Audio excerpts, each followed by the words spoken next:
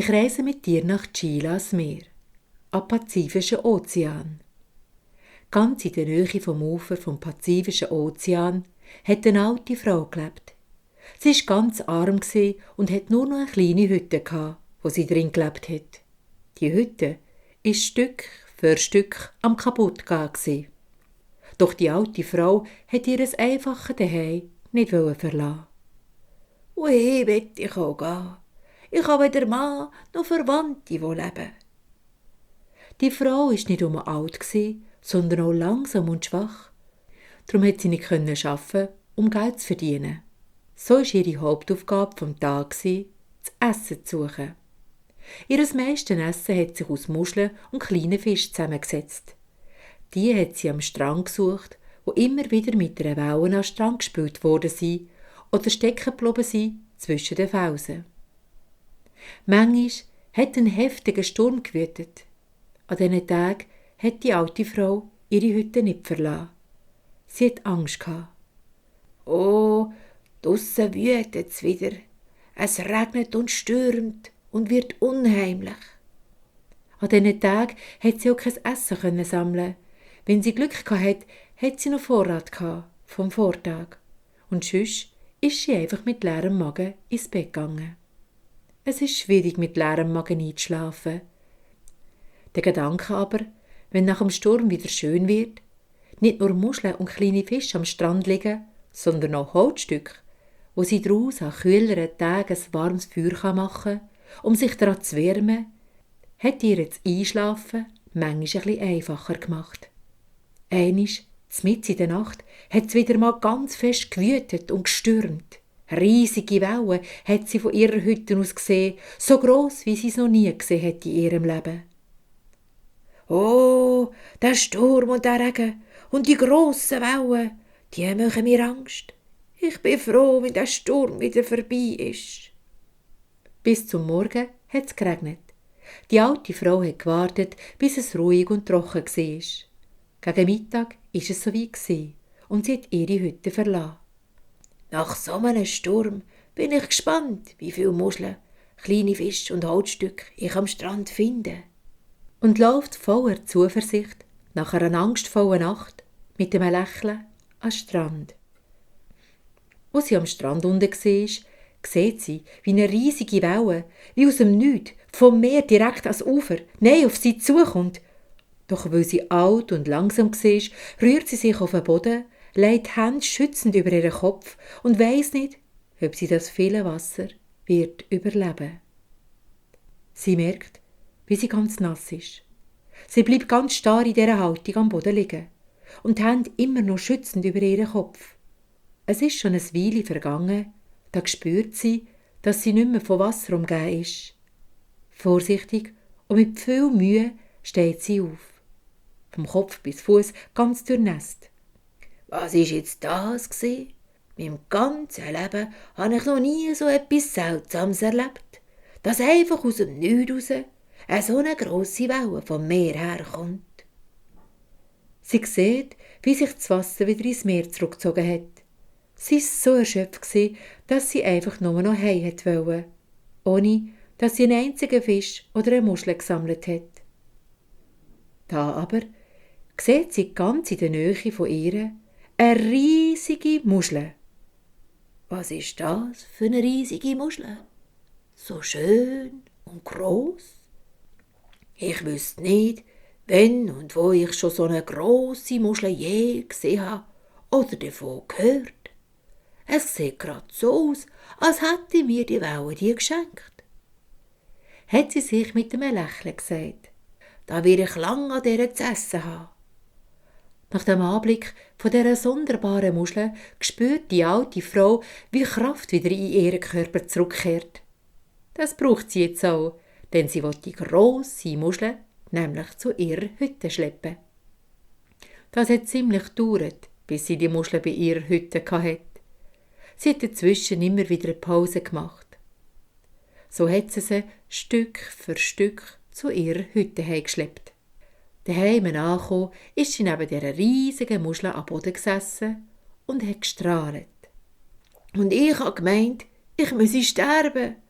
als ich die riesige Welle gesehen habe.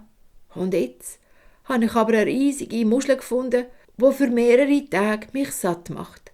Was für ein Wunder! Die alte Frau strahlt nur noch und streichelt über die grosse Muschel neben ihr. Da sieht sie, dass die Muschel ein bisschen offen ist. Gewunderig zieht sie den Deckel an und was sieht sie drin? Ein kleines Kindli. Was ist denn das? Das ist ja ein Baby, das schläft. Das Baby war fast nur mit langem Haar zugedeckt. Vorsichtig streicht die alte Frau das Haar aus dem Gesichtli von dem Baby und ein bisschen vom Körper weg. Das ist ja ein Meerkindli. Sie steht ganz erschrocken und verwundert mit offenen Augen und Maul neben dem schlafenden Meerbaby. Die Haut hat geschimmert in der Sonne und sie hat gesehen, dass ab dem Bauch das Kindli einen Fischschwanz hat. Der hat in grün-blauer Farbe ebenso geschimmert. Sie ist neben dem schlafenden Baby gestanden und hat es mit Bewunderung angeschaut. Ganz in der Nähe von ihr hat eine Frau gelebt, die ein grosses Wissen hatte und hätte damit schon vielen Menschen helfen. Dank ihrem Wissen und ihrer Weisheit.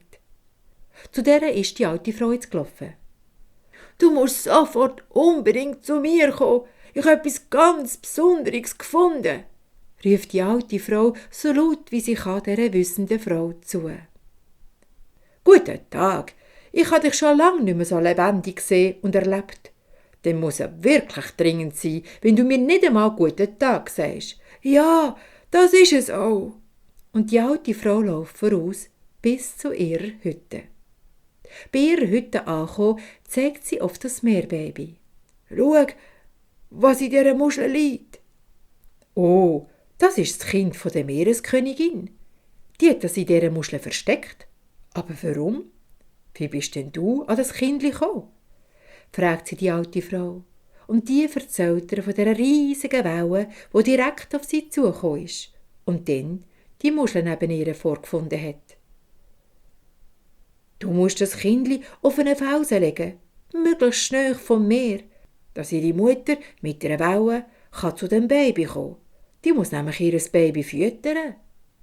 Und so hat die alte Frau das Kleine aus der Muschel genommen und ist mit dem wieder runter in den Strand gegangen und hat es ganz nahe ans Meer auf einen flachen Felsen gelegt.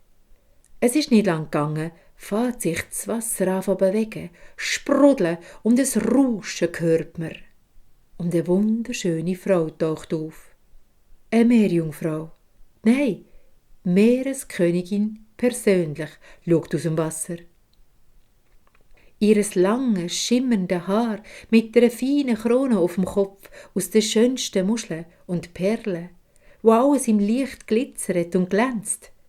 Ihre Haut ist blass und hat leicht grün-bläulich gewirkt. Die Königin ist näher geschwommen. Dabei hat man die Schwanzflossen zwischen die aus dem Wasser gesehen schauen, wo silbrig bläulich geschimmert hat. Die Meereskönigin hat sich wie mit dem Wasser verschmolzen, ist wie fast eins mit dem Meer gsi. Sie ist zu dem Felsen gegangen, hat ihr Baby genommen und mit Milch gestillt. Nachdem sie ihrem Kindli zu essen gegeben hat, gibt sie ihrem Kind einen Kuss auf die Stirn und legt es wieder sorgfältig auf den Fels zurück. Liebe Frau, du hast mein Kindli gerettet. Ich bitte dich, mein Kindli noch weiter zu dir zu nehmen, bis es grösser ist und kräftig genug, um mir selbstständig zu folgen. Weisst, ein Robbenmännchen hat meinen Mann getötet und darum habe ich unser Kindli in dieser Muschel versteckt. Das Robbenmännchen hat auf das aber mich zur Frau, doch auf keinen Fall wollte ich das heiraten. Jetzt habe ich um mein Kindli Angst, dass er das auch noch töten will. Kannst du drum, bis das Kindli gross genug ist, um selber zu schwimmen, zu dir zu nehmen? Ich werde dir dafür so viel Fisch und Muscheln schenken, wie du willst, dass du nie mehr Hunger haben musst. Wichtig ist einfach, dass du das Kindli immer wieder zurück zur Muschel legst, dass es schön feucht hat. Und dass du es jeden Morgen zu dem Felsen bringst, dass ich ihm zu essen geben kann. Die alte Frau strahlt. Oh, grosse Königin, es ist mir eine Ehre. Ich habe mir manchmal ein Kind gewünscht. aber ich habe weder Mann noch Kind. Ich bin inzwischen alt, langsam und schwach. Aber wenn ich die wichtige Aufgabe für euch machen darf, fühle ich mich stolz und geehrt. Die Meereskönigin verneigt sich demütig vor dieser alten Frau und schwimmt davon. Die alte Frau nimmt das kleine Meerbaby vorsichtig vom Felsen und bringt es zu ihrer Hütte zurück und legt es in die Muschel. Seit vielen Jahren fühlt sich die alte Frau wieder mal gebraucht und sieht einen Sinn, warum sie noch auf dieser Erde ist. So bringt sie das kleine Kindli jeden Morgen zu dem Felsen, wo die Mutter, die Meereskönigin, an ihrer Brust stillen.